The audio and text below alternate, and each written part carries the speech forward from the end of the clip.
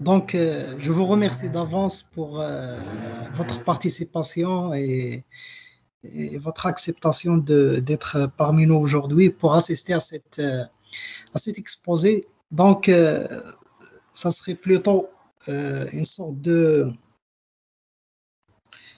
d'échange entre nous, Inch'Allah. Donc, le but, c'est de se partager les idées sur la fonction zeta de Riemann, donc qui est une fonction très miraculeuse.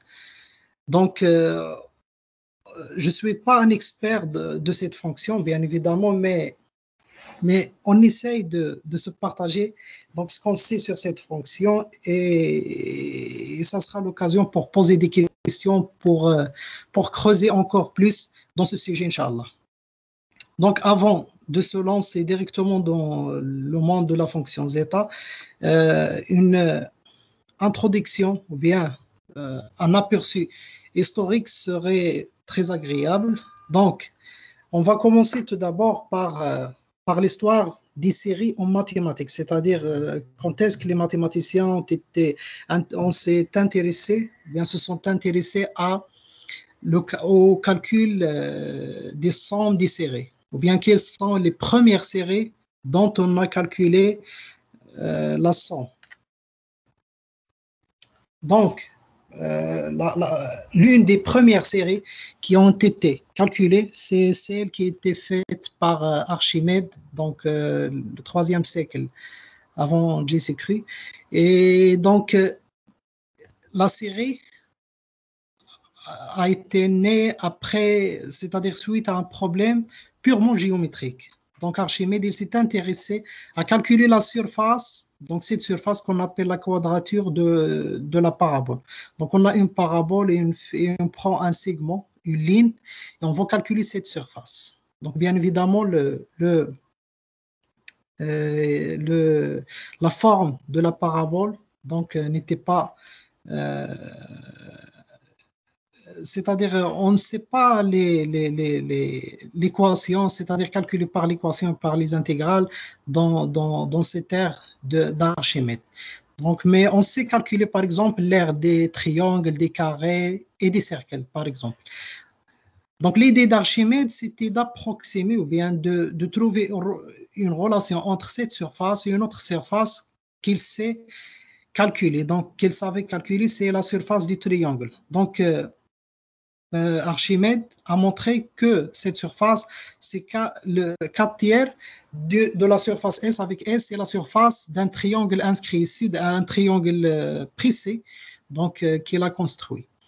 Pour arriver à cette formule, donc il a commencé par cette formule. Donc, il a montré que l'aire de la partie, ou bien de la partie parabole, c'est S plus 2 fois S sur 8 plus 4 fois S sur 8 carré, etc., jusqu'à l'infini. Donc, ces surfaces S sur 8, S sur 8 carré, S sur 8 à la puissance 3, ainsi de suite, ce sont des surfaces d'une suite de triangles, si on peut dire. C'est-à-dire, il a commencé avec le premier triangle de surface S et il le subdivise donc de telle façon à arriver à remplir toute la surface. Et donc, on va ici, en factorisant par S, on est devant cette série, cette somme. Donc ici, on a 1, ici 2 sur 8, c'est 1 sur 4, ici 4 sur 1 sur 8 carré, 1 sur 16, et ainsi de suite. Ces nombres, dans les dénominateurs, ils sont bien connus, c'est les puissances de 4. Donc, on a ici 4, 4 carré, 4 au cube, etc. Donc, Archimède, il a pu calculer cette somme. Donc, en utilisant la méthode, c'est-à-dire qu'on utilise, c'est tout d'abord multiplier cette somme par 4, et puis faire soustraire 4S de S, donc ça va donner 3S, et trouver que c'est 4, et donc il y a des termes qui vont être réduits, et on a donc 4 sur 3. Donc cette série, en langage moderne, on peut dire qu'Archimède a trouvé la somme de la série géométrique. Donc la somme de n égale à 0 jusqu'à l'infini de 1 sur 4 à la puissance n, c'est 4 sur 3. Et ça, c'était l'une des premières séries calculées dont on a calculé la somme. Donc, une autre série donc, qui est fascinante, c'est la série harmonique, qui a été considérée la première fois par Nicolas Orizmi. Donc, c'était dans le 14e siècle, 1322. Il est né en 1322. Donc, il a considéré la série harmonique. Donc, c'est la série des inverses des entiers. Donc, le premier terme, c'est 1. H2, c'est 1 plus 1 sur 2, c'est 3 sur 2. H3, c'est 1 plus 1 sur 2 plus 1 sur 3, c'est 11 sur 6, et ainsi de suite. Et c'est intéressé à la question suivante. Est-ce que Hn, cette somme jusqu'à n, est-ce qu'il va approcher une certaine valeur? En langage moderne, est-ce qu'elle a une limite finie, c'est-à-dire cette suite, est-ce qu'elle a une limite finie? Donc, Orizmi a montré que non, que cette série ne converge pas, mais elle diverge. Il a montré que cette série n'est pas bornée. Donc, je vais faire ici un petit rappel sur les séries. Donc, lorsqu'on a une série à terme positif, donc elle est convergente si et seulement si elle est majorée. Parce que la suite des sommes partielles, elle est croissante. Lorsque vous faisiez Hn plus 1 moins Hn, vous aurez 1 sur n plus 1 qui est positif. Donc, la suite des sommes partielles est croissante. Pour qu'une suite croissante soit convergente, il suffit qu'elle soit, ou bien il est équivalent à ce qu'elle soit majorée.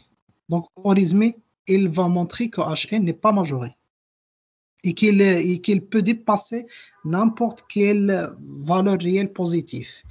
Mais pour faire ça, le génie, Orizmi a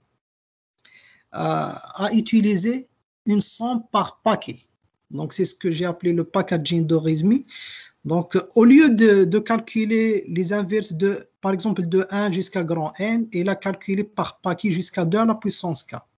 Donc, puis il va regrouper les termes de la série. Donc, on a le premier terme, c'est 1. Donc, le deuxième terme, c'est 1 sur 2. Ou bien le deuxième groupe, c'est 1 sur 2. Le troisième groupe, on a deux termes, c'est 1 sur 3, 1 sur 4. Donc, le quatrième groupe, c'est 1 sur 5 jusqu'à 1 sur 8. Donc, toujours, il s'arrête en 2 à la puissance K. Donc, de 5 à 8, puis de 9 à 16, etc. Et la dernière, c'est de 1 sur 2 à la puissance K moins 1 jusqu'à 1 sur 2 à la puissance K.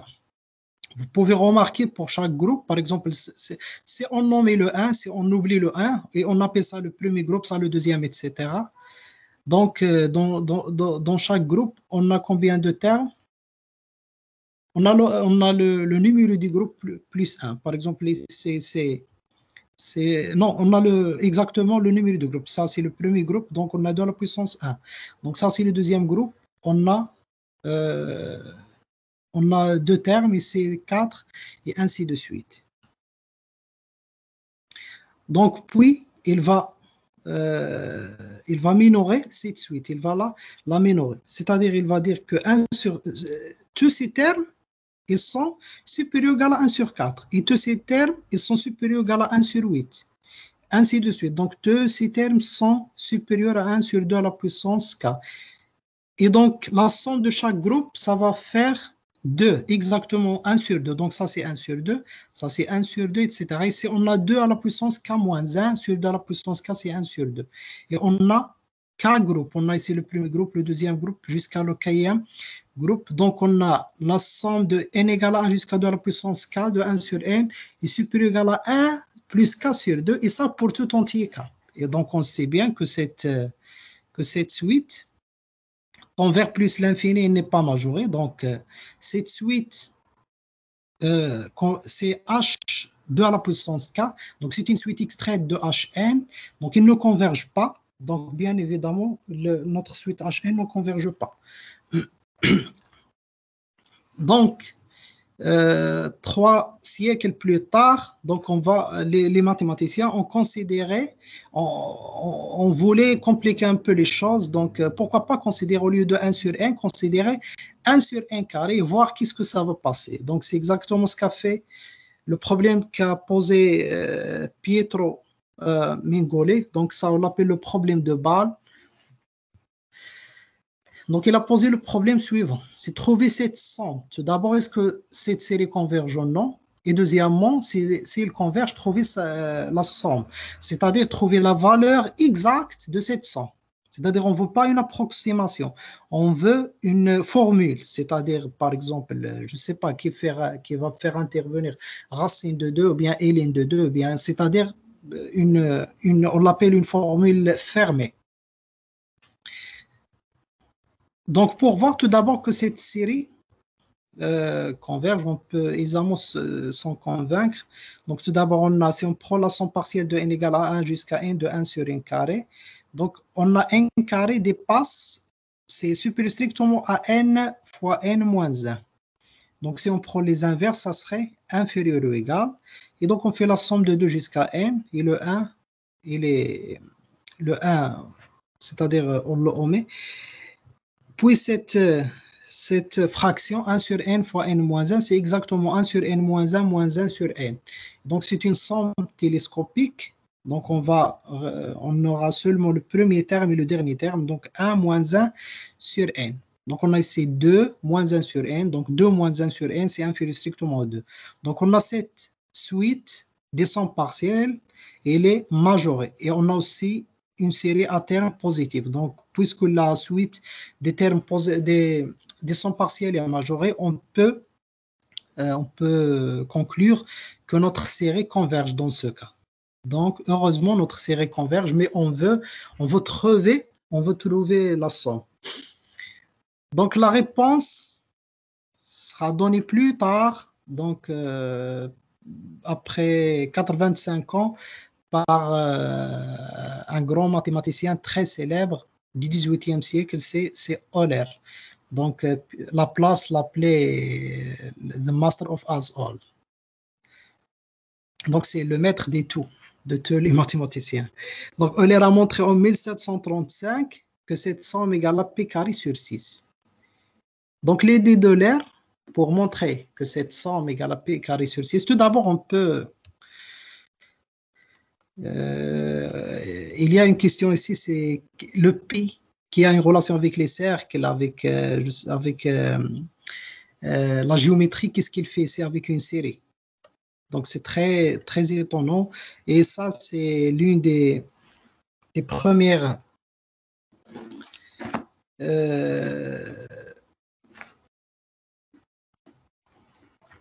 c'est-à-dire des premières idées qui vont pousser dans l'étude de la fonction zeta. Donc, on va voir que la fonction zeta, c'est 1 sur n à la puissance s. Donc, ça, c'est zeta de 2, si on peut dire. C'est la valeur de zeta en 2.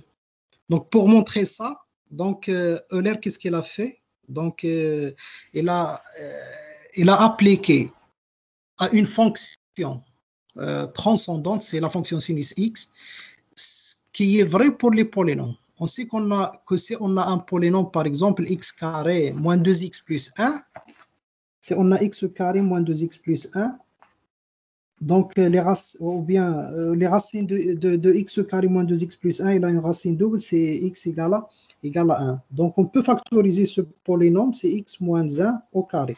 Par exemple, si on a le polynôme x carré moins 3x plus 2, on peut l'écrire sous la forme x moins 1 fois x moins 2. Donc, si on a un polynôme, P de x, avec les racines A1 jusqu'à AN, on peut l'écrire, c'est le produit de x moins AI.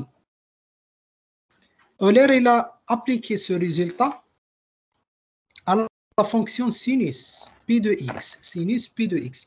Cette fonction, elle s'annule pour les entiers, elle s'annule dans 0, 1, 2, etc. Parce que sinus kp égale à 0. Il a fait la factorisation, puis il a pris le coefficient de x carré dans la formule tout d'abord qu'elle a trouvée en développant les termes, c'est-à-dire x moins 1 fois x plus 1, fois x moins 2, fois x plus 2, etc. Et aussi, on le compare, en comparant ce coefficient avec le coefficient de sinus de x, ou bien sinus de p de x sur p de x, dans le développement en série de Taylor de cette fonction. Donc, je ne vais pas se retarder sur cette démonstration, mais c'était ça l'idée de Euler. Et en poursuivant, c'est-à-dire en s'intéressant par exemple au coefficient de x à la puissance 4, de x à la puissance 6, etc., il a pu trouver toutes les valeurs de ça. 1 sur n à la puissance 2k, par exemple 1 sur n à la puissance 4, 1 sur n à la puissance 6 et 1 sur n à la puissance 8. Vous pouvez deviner que 1 sur n à la puissance... Vous pouvez tout d'abord remarquer qu'on a toujours le facteur p à la puissance 2k. Donc, la somme de 1 sur n 2k, c'est p à la puissance 2k fois quelque chose, fois un rationnel. Donc, vous pouvez deviner que 1 sur n à la puissance 8, ça serait p à la puissance 8 fois un rationnel. Mais ce rationnel, comment le déterminer? Oui, donc la réponse est vraie. Donc, c'est p à la puissance 8 sur 9450, mais qui va nous donner ces rationnels. Donc, la formule générale, il fait intervenir les nombres de Bernoulli. Donc, c'est ça la formule. Donc, la somme de n égale 1 jusqu'à l'infini de 1 sur n à la puissance 2k, c'est moins 1 à la puissance k plus 1.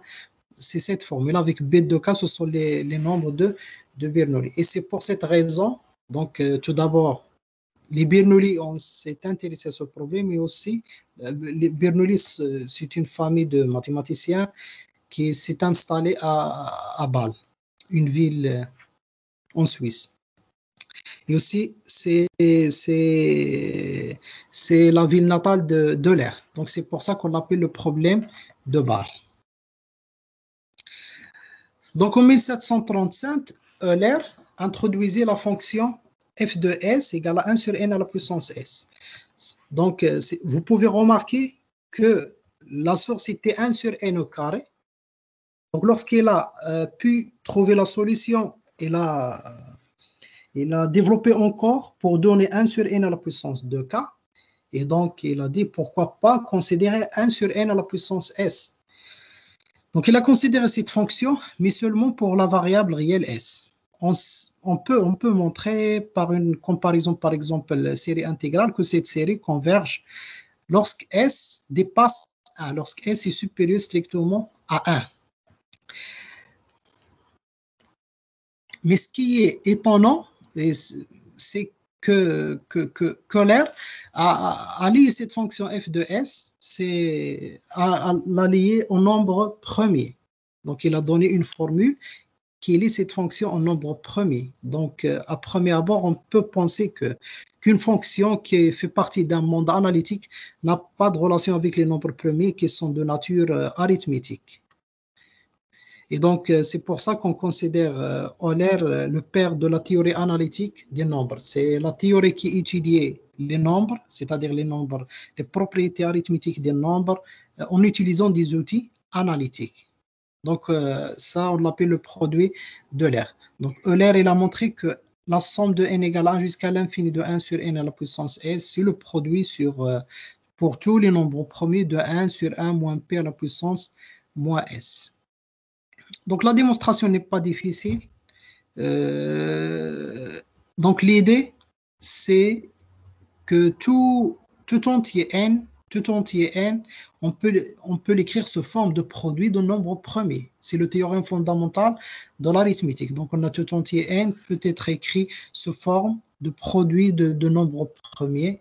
Et donc, pour cela, on peut voir cette formule ou bien ce produit d'Euler, on peut le voir comme une version analytique du théorème fondamental de l'arithmétique. Et aussi, en utilisant cette formule, Euler a pu montrer que la série harmonique, mais maintenant seulement des nombres premiers, est divergente, n'est pas convergente. Donc, on sait que la série harmonique 1 sur n, c'est-à-dire lorsque vous prenez tous les entiers, elle est divergente, Mais Euler a montré aussi que si on prend seulement les inverses des nombres premiers, alors notre série est aussi divergente. C'est-à-dire si on prend 1 sur 2, plus 1 sur 3, plus 1 sur 5, plus 1 sur 7, etc. Donc, la série ne converge pas. Et donc, c'est une nouvelle démonstration, par exemple, du théorème d'Euclide, qui stipule qu'il y a une infinité de nombres premiers. Parce que s'il y avait seulement un nombre fini de nombres premiers, la série, à un certain temps, elle va s'arrêter, c'est-à-dire elle ne va pas grimper. Donc, je vais présenter ici des résultats sur les nombres premiers, c'est-à-dire ces nombres qui sont très, très fascinants. Donc, Euler et les mathématiciens ont remarqué qu'on ne peut pas, qu'il n'existe pas de formule, par exemple, formule simple qui peut nous donner les nombres premiers. C'est-à-dire, on ne sait pas quand est-ce qu'on va, par exemple, si on compte, par exemple, 2, 3, 5, etc., quand est-ce qu'on va trouver un nombre premier? C'est imprévisible. Donc, pour attaquer ce problème, les mathématiciens ont pensé à tout d'abord s'intéresser à la répartition, c'est-à-dire savoir, par exemple, combien il y a de nombres premiers dans un intervalle donné, par exemple. Par exemple, si on cherche les nombres premiers inférieurs à 100, il y a combien? Par exemple, inférieur à 200, inférieur à 1000, inférieur, etc. Pour savoir la probabilité d'avoir un nombre premier. Donc, c'est ce qu'on appelle la fonction de comptage des nombres premiers.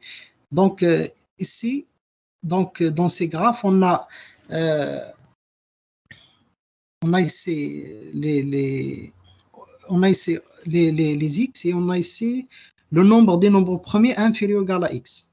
Par exemple, ici, c'est 2. Le nombre de nombres premiers inférieur strictement à 2 n'existe pas, c'est 0. Parce que le premier nombre premier, c'est 2. Lorsqu'on arrive à 2, on a un nombre premier. Par exemple, si on arrive à 3, on a deux nombres premiers. Par exemple, si on est à 10, donc à 10, il y a le 2, le 3, le 5 et le 7. Donc, c'est 4 nombres premiers inférieurs à 10 et ainsi de suite. Par exemple, le 25, on a ici 8 nombres premiers. Donc, par exemple, si on continue jusqu'à 100, on a ce graphe. Si on continue jusqu'à 1000 et jusqu'à 10 000. Donc, on se posait le problème s'il existe une fonction qui va épouser ces courbes, c'est-à-dire à l'infini. Cette courbe, il va s'approcher de quelle courbe qu'on connaît, par exemple. Donc, pour ça, on a introduit la fonction p de x, c'est la fonction de comptage des nombres premiers. C'est le cardinal des nombres premiers inférieur ou égal à x. Par exemple, p de 2, c'est 1, parce qu'il y a un seul nombre premier inférieur ou égal à 2, c'est le 2. Par exemple, P de 4,5, c'est 2. Il y a le 2 et le 3. P de racine de 2, c'est 0. Et ainsi de suite. Donc, en 1808, le Legendre avait conjecturé que P de x est équivalent à ça. Donc, en utilisant les tables du logarithme et en utilisant le comptage de P de x. Et là, il a compté les nombres premiers, par exemple, pour certaines valeurs. Il a fait un tableau de P de x et il a comparé avec cette formule. C'est lui qui l'a inventé. Et donc, il a conjecturé que P de x est équivalent à x sur log de x moins 1,08366. Donc, cette fonction x sur log de x moins 1,08, etc., c'est équivalente à x sur log de x. Cette fonction est équivalente sur x sur log de x. Donc, la conjecture de Legendre, c'est exactement que P de x est équivalente, c'est-à-dire si on arrive à ça, on est là, parce que ces deux fonctions sont équivalentes. Et ça, c'est ce qu'on appelle le théorème des nombres premiers. Le théorème des nombres premiers, c'est-à-dire lorsque x est grand, la probabilité que x soit premier. Donc, la probabilité que x soit premier, c'est quoi? C'est P de x divisé par x. Donc, c'est 1 sur log de x. Il se comporte comme 1 sur log de x.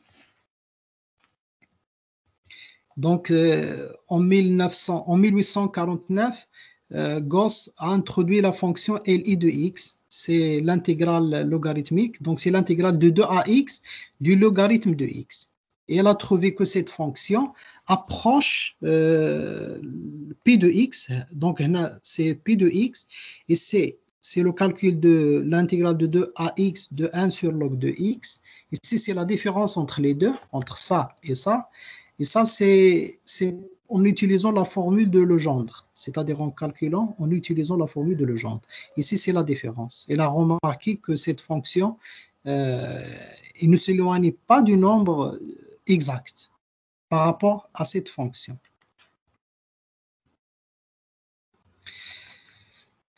Donc, en 1845, Bertrand a conjecturé que toujours entre n et 2n, il y a toujours un nombre premier. Donc, on peut l'écrire en utilisant la fonction de comptage que P de x moins P de x sur 2 est supérieur ou égal à 1. Donc, cette conjecture a été montrée par Tchebyshev en 1851. Donc, Tchebyshev a montré même que pour tout epsilon supérieur strictement à 0, on a pour n grand, c'est-à-dire pour n à partir d'un certain rang, on a C1 moins epsilon fois n sur log de n est inférieur à P de n est inférieur à C2 plus epsilon fois n sur log de n.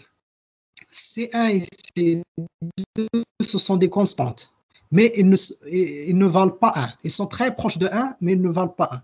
Donc, si C1 égale C2 égale à 1, alors Tchebyshev aurait démontré le théorème des nombres premiers. Parce que si on divise P de n par ça, on va trouver, et en faisant tendre epsilon vers 0, on va trouver ici la limite 1 et ici la limite 1. Mais C1 et C2 ne sont pas, ce sont des constantes qui ne valent pas 1, ils sont très proches de 1. Donc, le théorème de nombre premier a été démontré 2 ans après la mort de Tchebyshev en 1896 par 2 mathématiciens indépendamment, c'est Jacques Hadamard et de la Vallée-Poussin. Et la démonstration s'est reposée sur la fonction zeta de Riemann. Donc, entre ces deux dates, c'est-à-dire entre 1851 et la date où le théorème du nombre premier a été démontré, 1896, Euler, Riemann, a publié son papier ou bien son article séminal dans lequel il a considéré la fonction zeta qui porte aujourd'hui son nom, la fonction zeta de Riemann, et il a démontré beaucoup de propriétés de cette fonction et il a donné aussi un prolongement de cette fonction au domaine complexe. Donc, tout d'abord, on peut voir aisément que cette série zeta de S, donc égale à 1 sur n à la puissance S, est absolument convergente dans le demi-plan réel de S supérieur strictement à 1. On peut voir ça. Pourquoi? Parce que si on prend le module de n absolument convergente, c'est-à-dire il converge, si on prend le module. Parce que si on prend le module, c'est exactement n à la puissance moins sigma. Avec sigma, c'est la partie réelle. Donc, si sigma supérieur strictement à 1, on est devant 1 sur n à la puissance sigma qui est convergente. Donc, déjà, on a cette fonction. Donc, on peut la considérer pour les nombres complexes. Mais les nombres complexes du demi-plan réel de S supérieur strictement à 1. Donc, l'idée de Riemann, c'était de donner une autre définition, c'est-à-dire définir zeta de S par une autre formule qui peut être prolongée sur tout le plan complexe, c'est-à-dire trouver une formule de zeta de S qui soit valable dans le domaine complexe tout entier, à l'exception par exemple de quelques points. On va voir que dans ce cas, c'est à l'exception de 1. Donc, dans le point 1, on ne peut pas la définir. Bien évidemment, cette série converge seulement dans ce demi-plan. Mais Riemann avait l'idée de trouver une formule au lieu de 1 sur n à la puissance s, c'est-à-dire trouver quelque chose qui est égal à ça et qui a la chance d'être prolongé sur C tout entier. Donc Riemann a commencé par cette remarque, il a calculé ça. Donc on peut faire ça très aisément en faisant le changement de variable n de x par exemple égale à t. Si vous supposer n de x égale à t, et on calcule l'intégrale, on va avoir gamma de s moins 1 sur n à la puissance s. Gamma, c'est la fonction définie par l'intégrale de 0 à l'infini, l'exponentielle moins t, x à la puissance t, dt. D'accord? Donc ici, on a le s moins 1, donc c'est pour ça qu'on a x, gamma de s moins 1. Puis, donc on a ici les termes de 1 sur n à la puissance s. On a les termes de notre série. Il va faire la somme. Puis il va justifier l'interversion du signe intégral somme. Et donc c'est en somme ça, la somme de n égale à 1 jusqu'à l'infini de ça, l'exponentielle de moins nx, c'est une série géométrique. On va trouver la somme et en la multipliant par x à la puissance s moins 1, on va trouver ça. Donc, Riemann, il a trouvé que gamma de s moins 1 fois zeta de s égale à ça. Maintenant, on est devant cette intégrale. Donc, Riemann, il va définir cette intégrale et il va donner une autre formule de cette intégrale en utilisant l'intégration sur les contours, c'est-à-dire l'intégration sur des contours de le plan d'intégration complexe. Il a montré que cette intégrale, voilà cette intégrale, si on la multiplie par cette quantité, on peut reconnaître ici la formule de l'air. Donc c'est moins 2i sinus ps. Donc fois cette intégrale, c'est ça. Cette intégrale, c'est une intégrale sur un contour fermé. Donc, je ne sais pas, est-ce que vous voyez la dernière ligne? Oui, on arrive à... Oui, d'accord. Donc, cette valeur, c'est 2 sinus ps et donc cette intégrale, c'est exactement gamma s moins 1 fois zeta de s. Donc, gamma s moins 1 fois zeta de s, c'est égal à ça. Riemann a montré, ou bien il a dit que cette intégrale est bien définie pour toute valeur sauf s égale à 1. Et donc, on a trouvé une formule de zeta de s qui est valable dans tout le plan complexe, sauf pour s égale à 1, au contraire de cette formule qui n'est pas valable que pour ré de s superstrictement. Et donc, c'est comme ça qu'il a obtenu son prolongement analytique. Donc, il a prolongé la fonction zeta de s à tout le plan complexe, sauf le point s égale à 1. Donc, puis il a développé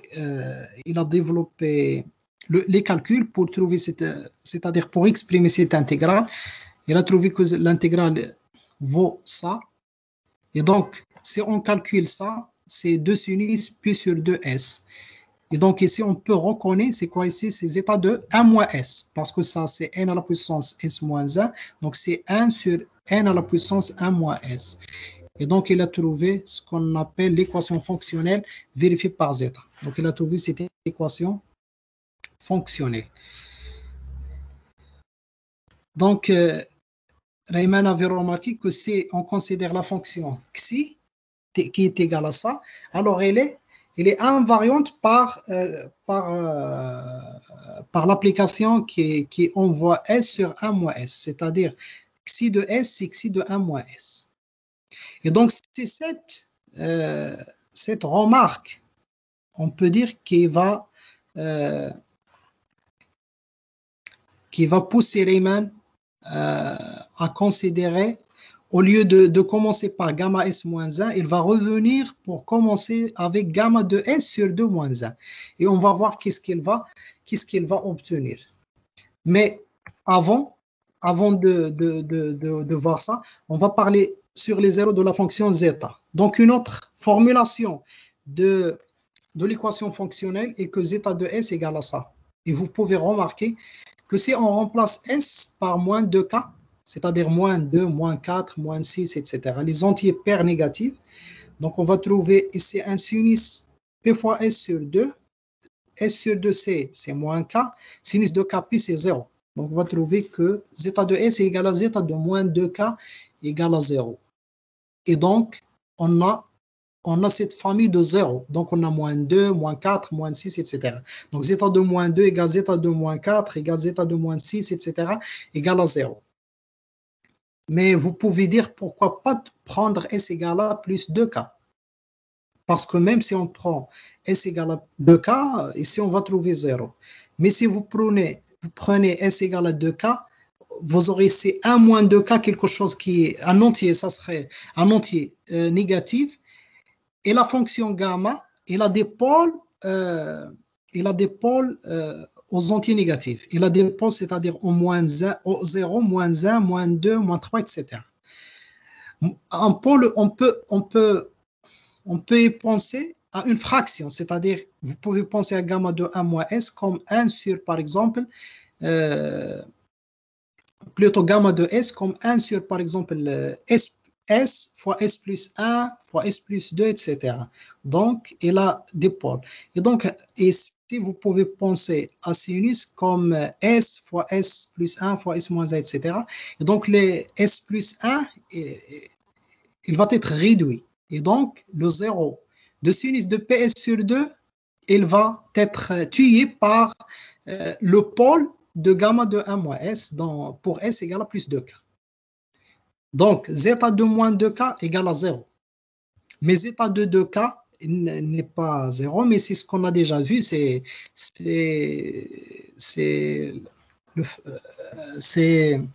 la formule qui a été donnée par Euler.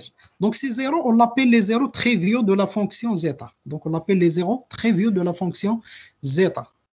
Les autres zéros, ils sont situés dans la bande réelle de S comprise entre 0 et 1. Et donc, à ces zéros, il s'est intéressé tout d'abord Riemann.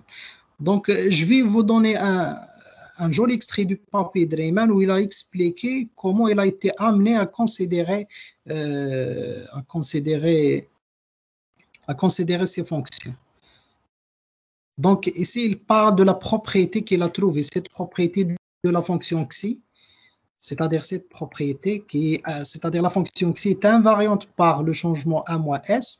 Et vous remarquez ici, on a gamma de s sur 2 moins 1. N'oubliez pas que premier, Riemann a commencé par gamma de s moins 1. Maintenant, lorsqu'il a trouvé cette formule, il a considéré gamma de s sur 2 moins 1 au lieu de gamma de s moins 1. On peut penser que ça ne va pas changer grand-chose, mais non.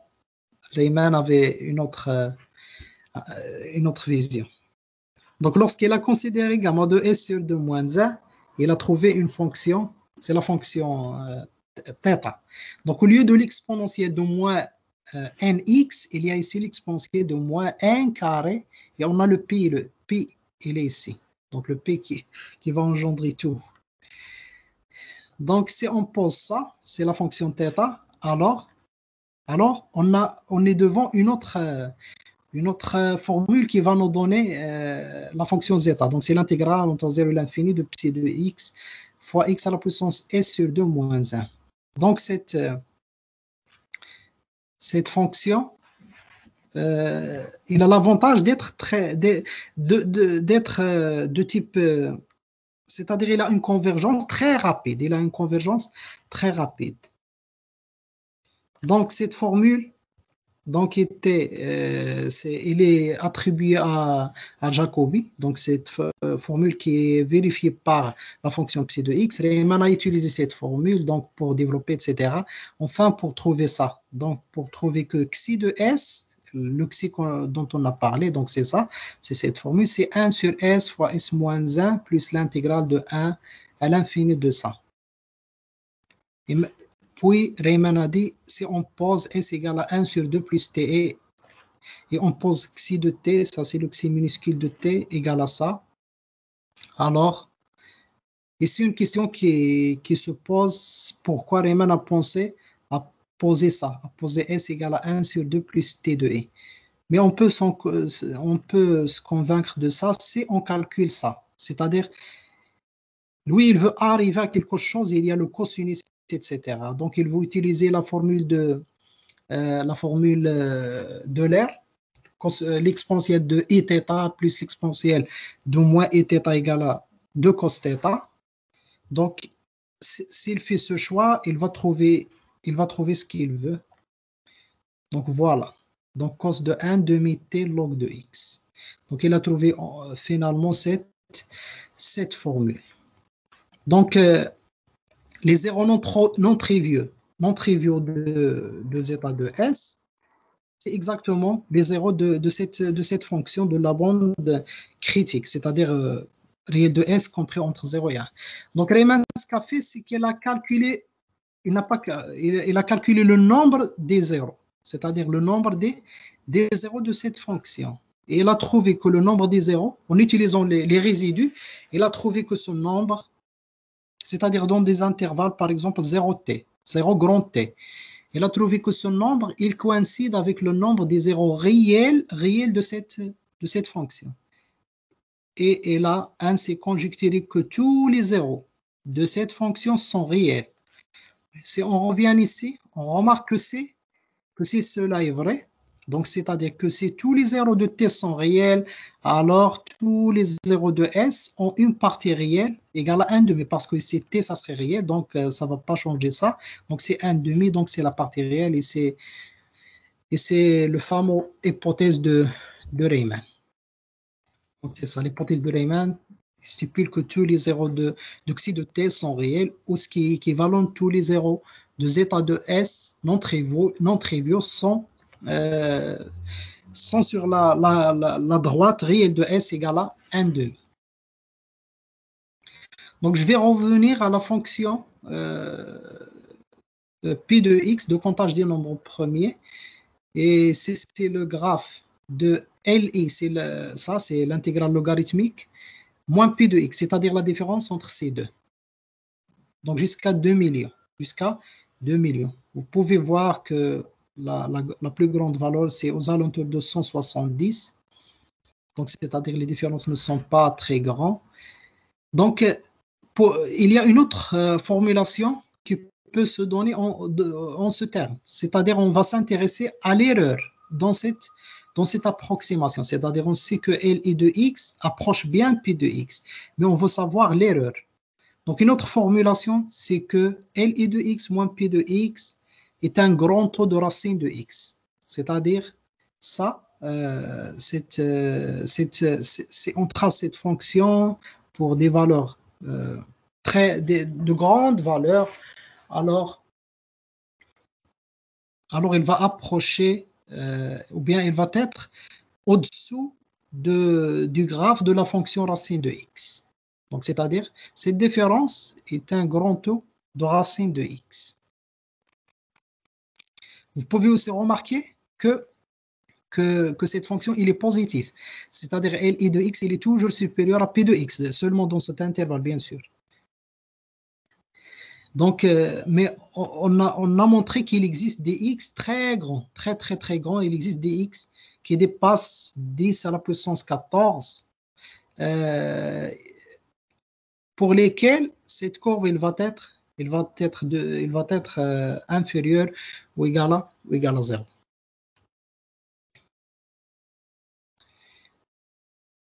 Donc, on va parler à un axe de recherche auquel je m'intéresse, c'est les valeurs de zeta aux entiers impairs positifs.